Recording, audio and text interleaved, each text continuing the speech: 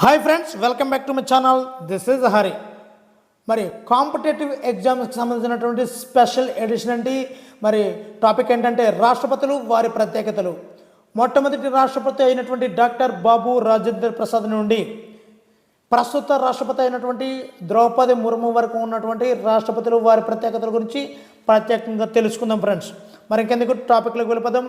Video నచ్చితే like చేయండి. మరిన్ని వీడియోలు ఇలాంటి జనరల్ సైన్స్ సంబంధించిన వీడియోలు కావాలంటే ఛానల్ సబ్స్క్రైబ్ చేసుకోండి. మరి మీరు ఇచ్చే లైక్, కామెంట్, సబ్స్క్రైబ్ అనేది మాకు ఎంతో ఉపయోగం అండి. మరి మమ్మల్ని ఎంతో ఉత్సాహాన్ని నింపి మరిన్ని వీడియోలు చేసేలా మమ్మల్ని ఎంతో ఉత్సాహాన్ని నింపుతాయి. టాపిక్లోకి వెళ్ళిపోదాం ఫ్రెండ్స్. మరి మొట్టమొదటి రాష్ట్రపతి డాక్టర్ బాబు రాజేంద్ర ప్రసాద్ అండి. ఈయన యొక్క పదవీ కాలం 1950 నుండి 1962 వరకు నుండి. మరి ఈయన దేశానికి మొట్టమొదటి రాష్ట్రపతి డాక్టర్ బాబు రాజేంద్ర ప్రసాద్. 2 పర్యాయాలు రాష్ట్రపతిగా పనిచేస్తున్నటువంటి ఏకైక రాష్ట్రపతి డాక్టర్ బాబు రాజేంద్ర ప్రసాద్ గారండి. మరి ఎక్కువ పర్యాయాలు సుప్రీంకోర్టు సలహా తీసుకున్న రాష్ట్రపతి డాక్టర్ బాబు రాజేంద్ర ప్రసాద్ అండి. హిందూ కోడ్ బిల్లు విషయంలో ఆమోదం తెలపకుండా ప్రభుత్వంపై ఒత్తిడి తీసుకొచ్చింది డాక్టర్ బాబు రాజేంద్ర ప్రసాద్ గారండి. మరి ఈయన 1962లో భారతరత్న బిరుదు పొందారండి. ఇక్కడ మనం బాగా అబ్జర్వ్ చేసుకుంటే తన యొక్క పదవీ కాలం చివరిలో ఈ యొక్క భారతరత్న అవార్డు అయితే పొందడం జరిగిందండి. అదేవిధంగా ఇండియా డివైడెడ్ అనే గ్రంథాన్ని ఈయన రచించారండి. ఇండియా డివైడెడ్ అనే గ్రంథాన్ని. మరి 2వ రాష్ట్రపతి డాక్టర్ సర్వేపల్లి రాధాకృష్ణన్. ఈయన యొక్క పదవీ కాలం 1962 నుంచి 1967 వరకునండి. ఈయన మొట్టమొదటి ఉపరాష్ట్రపతి, 2వ రాష్ట్రపతి అండి. ఉపరాష్ట్రపతిగా ఉండి రాష్ట్రపతి అయినటువంటి మొదటి వ్యక్తి డాక్టర్ సర్వేపల్లి రాధాకృష్ణన్ అండి. అదేవిధంగా దౌత్య వ్యాప్తిగా పనిచేసినటువంటి మొదటి రాష్ట్రపతి అండి. ఈయన గొప్ప ఉపాధ్యాయుడు, తత్వవేత్త, దార్శనికుడు అండి. అదేవిధంగా జాతీయ అత్యవసర పరిస్థితిని ప్రకటించినటువంటి మొదటి రాష్ట్రపతి డాక్టర్ సర్వేపల్లి రాధాకృష్ణన్ అండి. నేషనల్ ఎమర్జెన్సీని ప్రకటించారండి ఈయన. నెక్స్ట్, డాక్టర్ సర్వేపల్లి రాధాకృష్ణ దక్షిణ భారతం నుండి ఎన్నికైనటువంటి మొదటి రాష్ట్రపతి అండి. ఈయన యునెస్కో చైర్మన్గా పనిచేయడం జరిగిందండి. ఇతని జన్మదినమైనటువంటి సెప్టెంబర్ 5ని జాతీయ ఉపాధ్యాయ దినోత్సవంగా జరుపుకుంటారండి. నేషనల్ టీచర్స్ డేగా జరుపుకుంటారండి. మరి 3వ రాష్ట్రపతి డాక్టర్ జాకీర్ హుస్సేన్ గారండి. ఈయన యొక్క పదవీ కాలం 1967 నుండి 1969 వరకునండి. ఈయన మొదటి ముస్లిం రాష్ట్రపతి డాక్టర్ జాకీర్ హుస్సేన్ గారండి.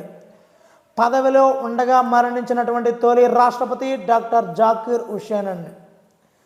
అతి తక్కువ కాలం పనిచేసిన రాష్ట్రపతి డాక్టర్ జాకీర్ హుస్సేన్ అండి. ఈయన 1963లో భారతరత్న అవార్డు అందుకున్నారండి. మరి 1962లో డాక్టర్ బాబు రాజేంద్ర ప్రసాద్కి భారతరత్న అవార్డు రాగా ఈయనకి డాక్టర్ జాకీర్ హుస్సేన్ గారికి 1963లో భారతరత్న అవార్డు అందుకున్నారండి. ఉపరాష్ట్రపతిగా పనిచేసి రాష్ట్రపతి అయినటువంటి 2వ వ్యక్తి అండి. మొదటి వ్యక్తి డాక్టర్ సర్వేపల్లి రాధాకృష్ణన్ అండి. మరి 2వ వ్యక్తి డాక్టర్ జాకీర్ హుస్సేన్ గారండి. మరి 4వ రాష్ట్రపతి డాక్టర్ వివి గిరి గారండి. ఈయన 1969 మే 3 నుండి జూలై 20 వరకు ఈయన యొక్క పదవీ కాలం అండి. ఈయన తాత్కాలిక రాష్ట్రపతిగా పనిచేసినటువంటి తొలి వ్యక్తి డాక్టర్ వివి గిరి అండి. మరి 5వ రాష్ట్రపతి జస్టిస్ మహమ్మద్ హిదయతుల్లా. ఈయన యొక్క పదవీ కాలం 1969 జూలై 20 నుండి ఆగస్ట్ 24వ తేదీ వరకు నుండి. తాత్కాలిక రాష్ట్రపతిగా పనిచేసినటువంటి సుప్రీంకోర్టు మొట్టమొదటి ప్రధాన న్యాయమూర్తి జస్టిస్ మహమ్మద్ హిదయతుల్లా అండి. మరి 6వ రాష్ట్రపతి వివి గిరి అండి. ఈయన యొక్క పదవీ కాలం 1969 నుండి 1974 వరకు ఈయన యొక్క పదవీ కాలం అండి. అతి తక్కువ మెజారిటీతో ఎన్నికైనటువంటి రాష్ట్రపతి వివి గిరి గారండి. ఈయన 2వ ప్రాధాన్యత ఓటుతో గెలవడం జరిగిందండి. మరి తన ఎన్నిక గూర్చి తలెత్తిన వివాదంలో సుప్రీంకోర్టులో స్వయంగా హాజరైనటువంటి రాష్ట్రపతి వివి గిరి గారండి. అదేవిధంగా ఈ వివి గిరి గారు జాతీయ అత్యవసర పరిస్థితిని విధించిన రెండవ రాష్ట్రపతి వివి గిరి గారు. మొదటి జాతీయ అత్యవసర పరిస్థితిని విధించిన రాష్ట్రపతి డాక్టర్ సర్వేపల్లి రాధాకృష్ణన్ గారండి. ఈయన వివి గిరి గారు 1975లో భారతరత్న అవార్డు అందుకున్నారండి. ఈయన జాబ్స్ ఫర్ మిలియన్స్ అనే గ్రంథాన్ని రచించారు. అదేవిధంగా ఆల్ ఇండియా ట్రేడ్ యూనియన్ కాంగ్రెస్కు 2 పర్యాయాలు చైర్మన్గా పనిచేశారండి. అదేవిధంగా 7వ రాష్ట్రపతి ఫక్రుద్దీన్ అలీ అహ్మద్ 7వ రాష్ట్రపతి అండి. ఈయన యొక్క పదవీ కాలం 1974 నుండి 1977 వరకు నుండి. ఈయన 2వ ముస్లిం రాష్ట్రపతి అండి. పదవిలో ఉండగా మరణించినటువంటి 2వ రాష్ట్రపతి ఫక్రుద్దీన్ అలీ అహ్మద్ అండి. మరి అత్యధిక ఆర్డినెన్స్లు జారీ చేసినటువంటి రాష్ట్రపతి ఫక్రుద్దీన్ అలీ అహ్మద్ అండి. మరి ఈయన కాలంలోనే రాష్ట్రపతి రబ్బర్ స్టాంప్ అనే పేరు వచ్చింది. ఈ యొక్క ఫక్రుద్దీన్ అలీ అహ్మద్గా ఉన్నటువంటి 7వ రాష్ట్రపతి కాలంలోనే రబ్బర్ స్టాంప్ అనే పేరు అయితే వచ్చిందండి. మరి 8వ రాష్ట్రపతి బిడి శెట్టి గారండి. ఈయన యొక్క పదవీ కాలం 1977 ఫిబ్రవరి 11 నుండి 1977 జూలై 25 వరకు నుండి. తాత్కాలిక రాష్ట్రపతిగా పనిచేస్తున్నటువంటి 3వ వ్యక్తి ఈ బిడి శెట్టి గారండి. మరి 9వ రాష్ట్రపతి నీలం సంజీవరెడ్డి గారండి. మరి 1977 జూలై 25 నుండి 1983 జూలై 25 వరకు ఈయన యొక్క పదవీ కాలం అండి. మరి ఏకగ్రీవంగా ఎన్నికైనటువంటి మొదటి రాష్ట్రపతి నీలం సంజీవరెడ్డి గారండి. అతి చిన్న వయసులో రాష్ట్రపతిగా ఎన్నికైనది కూడా నీలం సంజీవరెడ్డి గారేనండి. అదేవిధంగా లోక్సభ స్పీకర్గా ముఖ్యమంత్రిగా పనిచేస్తున్నటువంటి రాష్ట్రపతి అయిన ఏకైక వ్యక్తి నీలం సంజీవరెడ్డి గారండి. మరి 10వ రాష్ట్రపతి జ్ఞాని జైల్ సింగ్. మరి ఈయన 1982 జూలై 25 నుండి 1987 జూలై 25 వరకు ఈయన యొక్క పదవీ కాలం అండి. తొలి సిక్కు రాష్ట్రపతి జ్ఞాని జైల్ సింగ్ అండి. వెనుకబడిన తరగతుల నుండి వచ్చిన మొట్టమొదటి రాష్ట్రపతి జ్ఞాని జైల్ సింగ్ అండి. మరి వివాదాస్పదమైనటువంటి పోస్టల్ బిల్లుపై ప్యాకెట్ వీటో వినియోగించినది ఈ జ్ఞాని జైల్ సింగ్ అండి. మరి ఎస్ఏఎంకు సెక్రటరీ జనరల్గా పనిచేసింది ఈ జ్ఞాని జైల్ సింగ్ అండి. మరి 11వ రాష్ట్రపతి ఆర్ వెంకట్రామన్. మరి ఈయన 1987 జూలై 25 నుండి 1992 జూలై 25 వరకు పనిచేసినటువంటి 11వ రాష్ట్రపతి ఆర్ వెంకట్రామన్. మరి అత్యధిక ప్రధానమంత్రులచే పదవీ ప్రమాణ స్వీకారం చేయించినది ఆర్ వెంకట్రామన్ అండి. అంటే ఈయన కాలంలో ఈ 11వ రాష్ట్రపతి అయినటువంటి ఆర్ వెంకట్రామన్ కాలంలో అత్యధికంగా ప్రధానమంత్రులు మారడం అయితే జరిగింది ఫ్రెండ్స్. మరి ప్రపంచ రాజనీతిజ్ఞుడు అవార్డు అందుకున్నాడండి ఈయన. ప్రపంచ రాజనీతిజ్ఞుడు అవార్డు అందుకున్న 11వ రాష్ట్రపతి ఆర్ వెంకట్రామన్. ఇప్పుడు 12వ రాష్ట్రపతి డాక్టర్ శంకర్ దయాళ్ శర్మ అండి.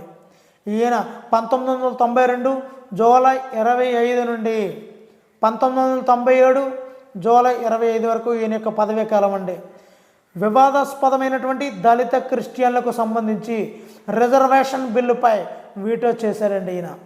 అదేవిధంగా గవర్నర్గా, ఉపరాష్ట్రపతిగా, రాష్ట్రపతి పదవులు చేసినటువంటి తొలి వ్యక్తి డాక్టర్ శంకర్ దయాళ్ శర్మ అండి. ఈయన రాజనీతిజ్ఞ రాష్ట్రపతిగా పేర్కొంటారండి. రాజనీతిజ్ఞ రాష్ట్రపతి డాక్టర్ శంకర్ దయాళ్ శర్మ అండి. మరి 13వ రాష్ట్రపతి కేఆర్ నారాయణ్. ఈయన యొక్క పదవీ కాలం 1997 జూలై 25 నుండి 2002 జూలై 25 వరకు అండి. మరి దళిత వర్గానికి చెందినటువంటి తొలి రాష్ట్రపతి కేఆర్ నారాయణన్. మరి ఈయన రాయబారిగా పనిచేసినటువంటి రాష్ట్రపతి అయినటువంటి రెండో వ్యక్తి కేఆర్ నారాయణన్. అదేవిధంగా సాధారణ పౌరుల వలె ఓటు హక్కు వినియోగించినటువంటి మొదటి రాష్ట్రపతి కేఆర్ నారాయణన్. అదేవిధంగా రాష్ట్రపతిగా అత్యధిక మెజార్టీతో ఎన్నికైనటువంటి మొదటి వ్యక్తి కేఆర్ నారాయణన్. మరి 14వ రాష్ట్రపతి ఏపీజే అబ్దుల్ కలాం గారండి. మరి ఈయన 2002, ఇక్కడ రాంగ్ పడ్డదండి, అభ్యర్థులు గమనించాలి. 2002 జూలై 25 నుండి 2007 జూలై 25 వరకు ఈయన యొక్క పదవీ కాలం అండి. ఎలాంటి రాజకీయ నేపథ్యం లేకుండా రాష్ట్రపతిగా ఎన్నికైనటువంటి తొలి రాష్ట్రపతి ఏపీజే అబ్దుల్ కలాం గారండి. మరి రాష్ట్రపతి భవన్ను ప్రజా దర్బార్గా మార్చినటువంటి వ్యక్తి ఏపీజే అబ్దుల్ కలాం అండి. మరి రాష్ట్రపతి భవన్ను ప్రజా దర్బార్గా మార్చిన వ్యక్తి అండి ఈయన. మరి శాస్త్ర సాంకేతిక రంగం నుండి రాష్ట్రపతి అయినటువంటి మొదటి వ్యక్తి ఏపీజే అబ్దుల్ కలాం గారండి. భారత క్షిపణి పితామహుడు అని ఈయనకి బిరుదు ఉందండి. భారత క్షిపణి పితామహుడు ఏపీజే అబ్దుల్ కలాం గారండి. మరి 15వ రాష్ట్రపతి శ్రీమతి ప్రతిభా పాటిల్ గారండి. మరి ఈమె యొక్క పదవీ కాలం 2007 జూలై 25 నుండి 2012 జూలై 25 వరకునండి. మరి మొట్టమొదటి మహిళా రాష్ట్రపతి శ్రీమతి ప్రతిభా పాటిల్ గారండి. మరి రాష్ట్రపతిగా అత్యధిక విదేశీ పర్యటనలు ఈమె చేశారండి. ఆమె శ్రీమతి ప్రతిభా పాటిల్ అండి. అదేవిధంగా బ్రిటిష్ రాణి ఎలిజబెత్ ఆహ్వానం అందుకున్నటువంటి తొలి వ్యక్తి ఈ యొక్క శ్రీమతి ప్రతిభా పాటిల్ గారండి. మరి 16వ రాష్ట్రపతి ప్రణబ్ ముఖర్జీ గారండి. ఈయన యొక్క పదవీ కాలం 2012 జూలై 25 నుండి 2017 జూలై 24 వరకునండి. ప్రణాళిక సంఘాల ఉపాధ్యక్షుడిగా పనిచేశారండి ఈయన. ప్రణాళిక సంఘాల ఉపాధ్యక్షుడిగా పనిచేశారండి. మరి కేంద్రంలో ఆర్థిక రక్షణ, వాణిజ్య, విదేశాంగ మంత్రిగా పనిచేశారండి. అదేవిధంగా ఉత్తమ పార్లమెంటేరియన్గా ఎంపికయ్యారు ప్రణబ్ ముఖర్జీ గారు. అదేవిధంగా 2015లో భారతరత్న అందుకున్నారండి ఈయన ప్రణబ్ ముఖర్జీ గారు. మరి 17వ రాష్ట్రపతి రామ్నాథ్ కోవింద్ గారండి. రామ్నాథ్ కోవింద్ గారు 17వ రాష్ట్రపతి. ఈయన యొక్క పదవీ కాలం 2017 జూలై 25 నుండి 2022 జూలై 25 వరకునండి. మరి ఈయన సుప్రీంకోర్టులో న్యాయవాదిగా పనిచేశారండి. సుప్రీంకోర్టులో న్యాయవాదిగా పనిచేశారు. మొరార్జీ దేశాయ్కి సహాయకుడిగా పనిచేశారండి. అదేవిధంగా బీహార్ రాష్ట్రానికి గవర్నర్గా ఎన్నికయ్యారండి. బీహార్ రాష్ట్రానికండి, ఇక్కడ బాగా గుర్తుంచుకోవాలి, బీహార్ రాష్ట్రానికి గవర్నర్గా ఎన్నికయ్యారు. అదేవిధంగా బీజేపీ తరపున పోటీ చేసి గెలిచినటువంటి తొలి వ్యక్తి రామ్నాథ్ కోవింద్ గారండి. అదేవిధంగా రాష్ట్రపతి బాధ్యతలు స్వీకరించాక తొలి అధికారిక కార్యక్రమం ఎట్ హోమ్ అనే అధికారిక కార్యక్రమాన్ని నిర్వహించడం జరిగిందండి ఈయనే రామ్నాథ్ కోవింద్ గారు. మరి 18వ రాష్ట్రపతి ద్రౌపది ముర్ము గారండి. ఈమె యొక్క పదవీ కాలం 2022 జూలై 25 నుండి నేటి వరకునండి. మరి తొలి గిరిజన రాష్ట్రపతిగా ఎన్నికైనది ద్రౌపది ముర్ము గారు. 18వ రాష్ట్రపతి అండి ఈమెన. స్వాతంత్ర అనంతరం జన్మించినటువంటి తొలి రాష్ట్రపతి ద్రౌపది ముర్ము గారండి. మరి ఈమె 2015లో జార్ఖండ్ తొలి మహిళా గవర్నర్గా పనిచేయడం అయితే జరిగింది. ఫ్రెండ్స్, వీడియో నచ్చితే లైక్ చేయండి. ఇలాంటి మరిన్ని వీడియోల కోసం ఛానల్ సబ్స్క్రైబ్ చేసుకోండి. Thank you for watching. Me Hari signing.